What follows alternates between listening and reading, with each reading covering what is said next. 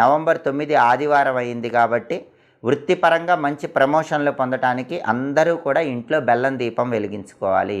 తండ్రి వైపు ఆస్తులు రావాలన్నా, ప్రమోషన్లు ఇంక్రిమెంట్లు తొందరగా రావాలన్నా, రాజకీయాల్లో మంచి పదవులు రావాలన్నా ఇంట్లో పూజ గదిలో బెల్లం దీపం వెలిగించుకోండి. ఒక రాగి పళ్ళెం లేదా ఇత్తడి పళ్ళెం ఏర్పాటు చేసుకొని ఆ పళ్ళానికి 5 చోట్ల గంధం బొట్లు, కుంకుమ బొట్లు పెట్టి దానిలో 3 గుప్పిళ్ళ బియ్యం పోసి తమలపాకులుంచి ఆ తమలపాకుల మీద చతురస్రాకారంలో ఉన్న ఒక బెల్లం ముక్కను ఉంచాలి. ఆ బెల్లం ముక్క మీద కూడా తడి గంధంతో స్వస్తి గుర్తు వేయాలి. ఆ బెల్లం ముక్క పై భాగాన్ని కొద్దిగా రంధ్రంలాగా చేసి తీసేసి దానిలో నువ్వుల నూనె కానీ ఆవు నెయ్యి కానీ పోసి అక్కడ పువ్వొత్తులు 2 వేసి దీపాన్ని వెలిగించాలి. దీన్నే బెల్లం దీపం అంటారు. కార్తీక మాసంలో 19వ రోజు నవంబర్ 9వ తేదీ ఎవరైతే ఇంట్లో పూజ గదిలో ఇలా చతురస్రాకారపు బెల్లం ముక్క తీసుకొని పై భాగాన్ని తీసేసి